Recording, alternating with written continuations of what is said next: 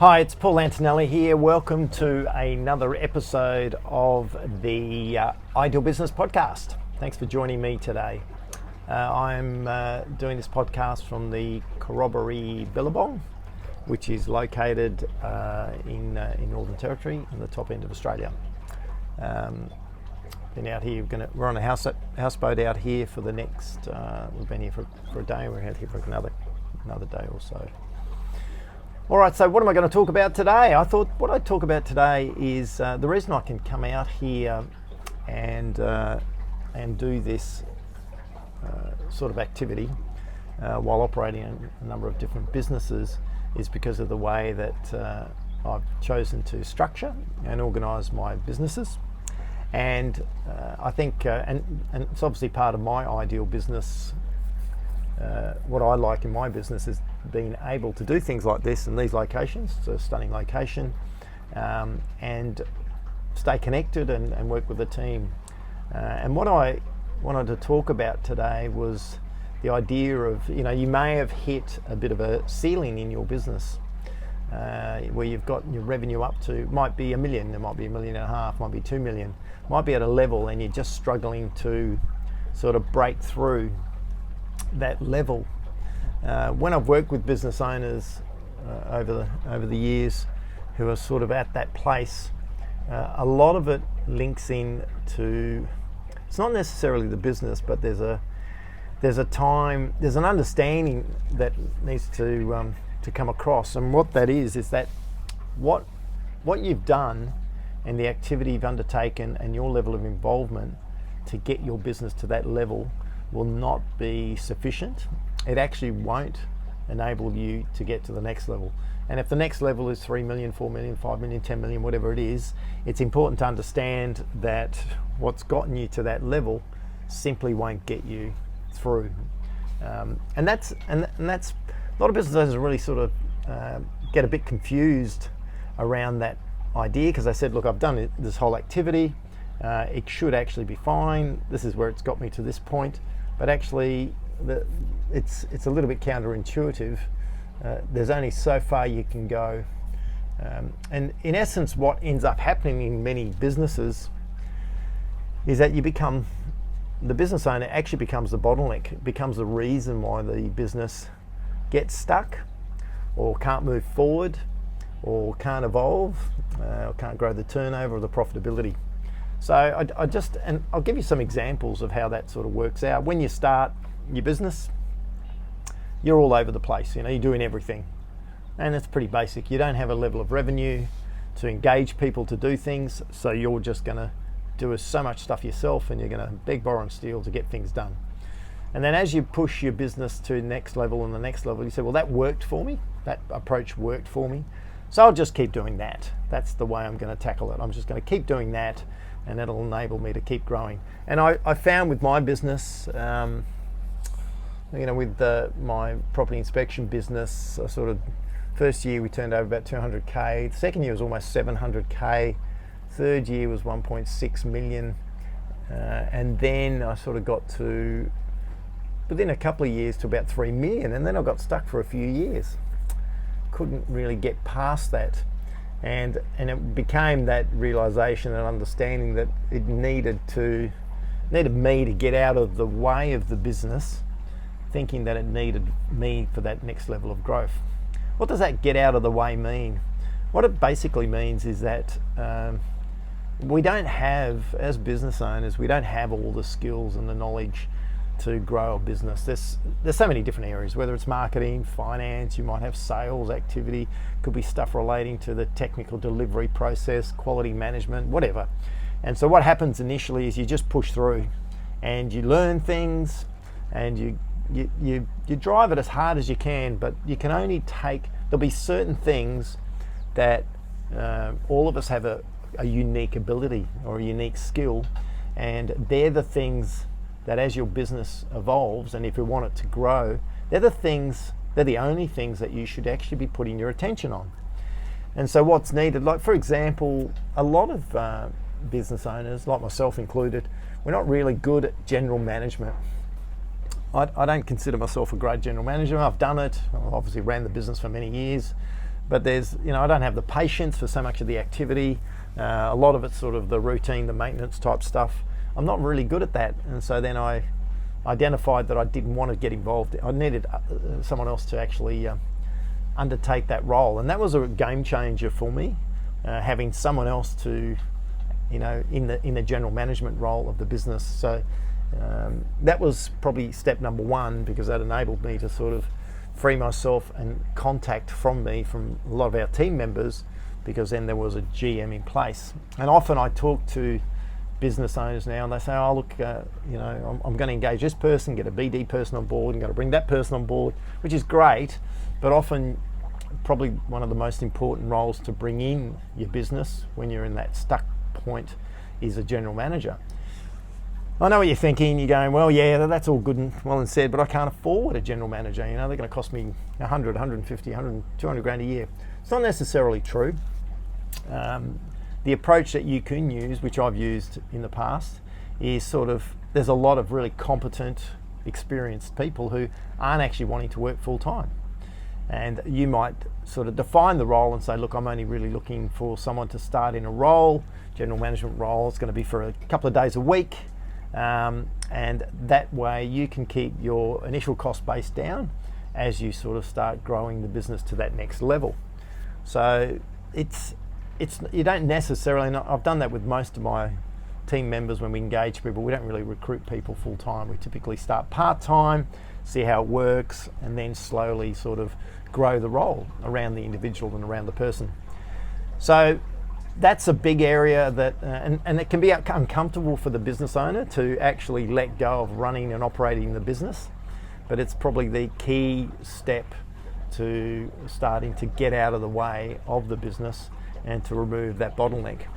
The other areas that I found, and once you bring a general manager on board, then the function of looking at other areas of the business where you're currently engaged and you don't want to be engaged, you don't actually enjoy the activity. You might go, oh look, I'm over sales, I don't want to do any more sales activity, I'm over sort of team meetings, the technical aspect of it, whatever it is. You might be, once you're over it, and you know when you're over it, when you go, I've been doing it too long, it's probably a good indicator that you need to get out of it.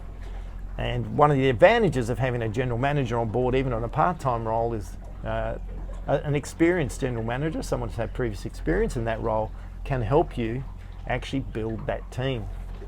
And as you start to do that, you'll find that you'll bring people on board, and ideally that's part of this process, is you're going to bring team members on board that have greater skills and knowledge about their areas than you have. And that's effectively how you remove the bottleneck. Because the bottleneck takes place because it's constrained. Your experience and expertise in all the areas of business can only be to a certain level, and now you're sort of choking the business. So if you want to grow the business, you need to break through that bottleneck, and you do that by A, not doing the activities that you're not great at, and B, bringing team members into your business to come and play who have more expertise, more knowledge, and more depth that can actually, they bring to the table knowledge and expertise and experience that can really move the business to the next level. And we noticed in my different businesses, when I started doing that, both a general manager, a marketing manager, financial management, quality control, training manager, these different roles, these are all functions that I actually undertook in the different businesses over the years. And it just got a little bit, I guess once you've done it over and over and over and over again, as an entrepreneur, you get a little bit sort of sick of it.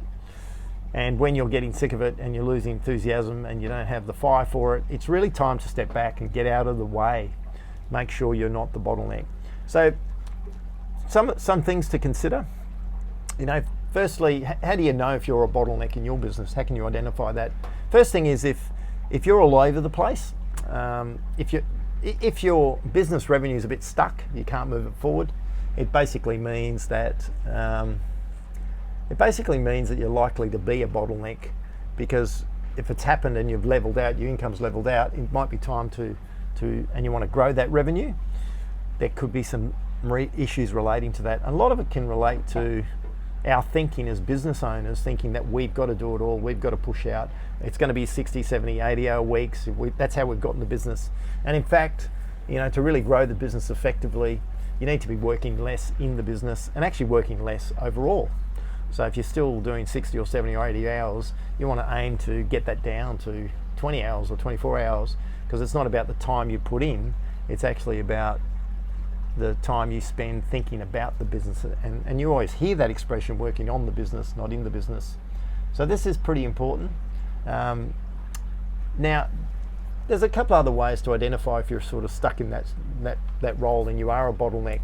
If you're required for all decisions, all key decisions in the business, you can only be sort of doing that for so much, because basically it can't be everywhere at the same time. And so if people are waiting for you, if you find that your team's getting things done and you've got stuff in your inbox, in your tray to get back to people, and you're actually holding up activity and holding movement, then that's an indicator that you are actually a bottleneck. You're holding things up. That's one indicator. The second indicator, we call it, you've got too many hats on. So, when you started the business, you had every single hat. A hat is like a role or a defined role in the business. So if you've got too many hats on, you're the finance manager, the sales manager, you're doing business development activity, you're talking to new clients, you're doing this, you're doing that. If you've got too many hats on, that's another clue that you're a bottleneck. The third part of it is if you just have that lack of enthusiasm for a lot of the activity that you're doing, you're not loving it, you're not enjoying some of the activity, that's probably an indicator that it's time to move away from those activities. Now, it is, and often we're looking for some external answers to why our business growth is stuck. The market's changed, we've got too many competitors in the marketplace, pricing's gotten tight, all these sorts of things. But in essence, I've never really found those external forces to be the case. Because unless you're a dominant player in your marketplace, which most of us aren't, there's a lot of scope, a lot of movement still, and a lot of capacity to grow your business. So more often than not, it's internally. We need to really look closely at how we're involved in the business, and are we actually a bottleneck? Are we holding our business back from growing? And in an ideal business perspective, one of the things that you want to head for is, what are the things that you love to do in your business? What are the things that you want to spend your time on?